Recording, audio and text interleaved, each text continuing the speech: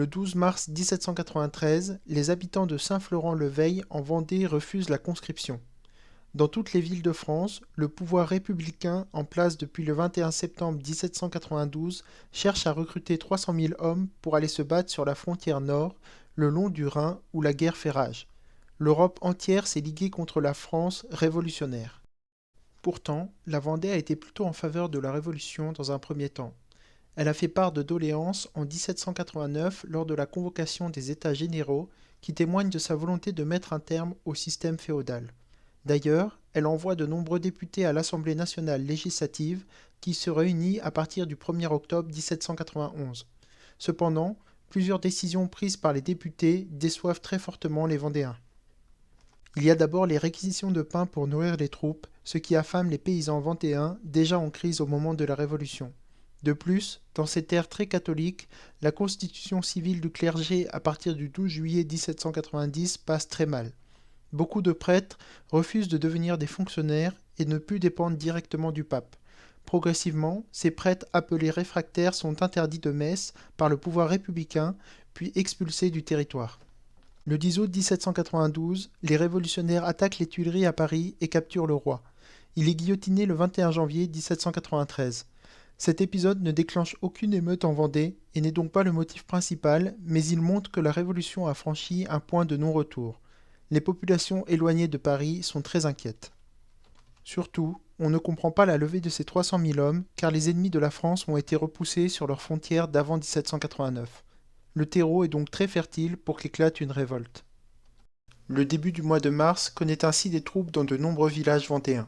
Les paysans s'opposent aux républicains, ils enchaînent dans un premier temps les victoires et peuvent compter sur leur très bonne connaissance du pays ainsi qu'un soutien des populations locales. Ils ont eu l'intuition qu'il fallait qu'ils soient correctement commandés et vont donc chercher des nobles dans leur château en leur demandant de prendre la tête des révoltes.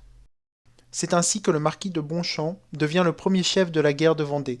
C'est un militaire formé sous l'Ancien Régime, opposé à la Révolution. Il a combattu en Amérique et connaît très bien la doctrine militaire des armées. À la fin du XVIIIe siècle, c'est le combat en ligne qui domine. Il s'agit de maximiser le volume de feu pour pallier au manque de précision des armes. Les combats se font donc sur des champs de bataille très ouverts pour que les armées puissent se déployer. On monte au front en colonne ordonnée et il faut beaucoup de temps pour qu'une armée soit prête à faire feu. C'est cette stratégie qu'appliquent les armées républicaines. On comprend donc pourquoi les Vendéens ont pu prendre l'avantage dans un premier temps. Armés de quelques fusils et surtout de piques, dissimulés dans la végétation dense faite de bocages, ils surprennent leur adversaire en lui tendant des embuscades, puis disparaissent sans que les armées républicaines n'aient le temps de s'organiser pour faire feu. Le 14 mars, Catelino, un autre chef vendéen, prend le village de Chemillé et capture des fusils, de la poudre et même quelques canons. Progressivement, la révolte se structure sans que les républicains appelés les Bleus, en raison de leur uniforme, ne parviennent à remporter de victoire. Les régions ouest se soulèvent durant le printemps. Les révoltés deviennent une armée commandée par des chefs militaires compétents, tels que Delbé, lieutenant de cavalerie, Stofflet qui a servi dans un régiment de Suisse, Laroche-Jacquelin, lieutenant de la garde au moment de la prise des Tuileries. 30 000 Vendéens prennent la ville de Thouars le 3 mai et s'emparent d'un dépôt important de munitions. Puis vient Parthenay, Fontaine-le-Comte, Saumur, Chinon. Gatelino est élu le 12 juin généralissime de l'armée catholique et royale. Face à la crainte d'une contagion, les décisions politiques à Paris se durcissent. Le 1er août, c'est l'armée républicaine de Mayence qui entre en Vendée et occupe la ville de Nantes. C'est un tournant décisif car il s'agit de soldats aguerris, très bien commandés, qui tiennent leur nom de la bataille qu'ils ont menée à Mayence face aux armées coalisées du 10 avril au 23 juillet 1793. Une terrible bataille s'engage à Cholet le 17 octobre.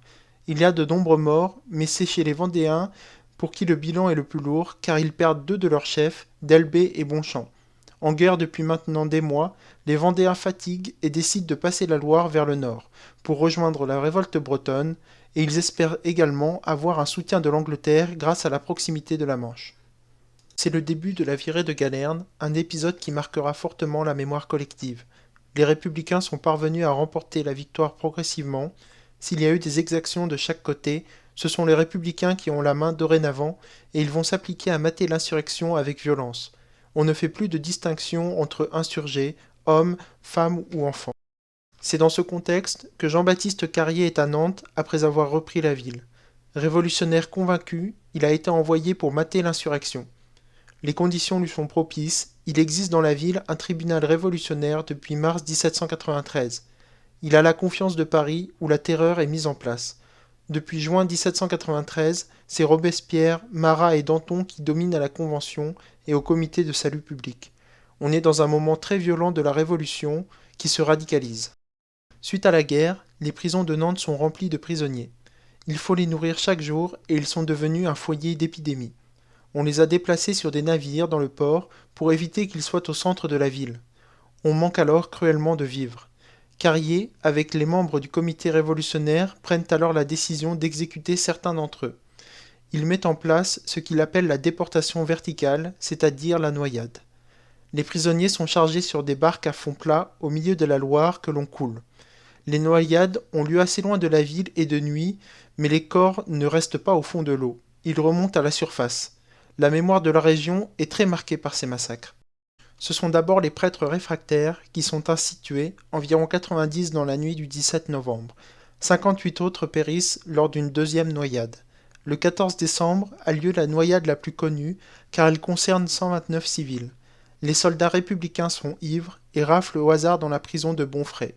Les détenus sont attachés deux par deux à l'aide de cordes et lestés.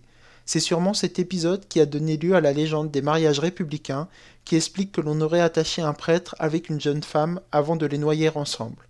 Aucun élément ne permet cependant d'attester avec certitude ce récit.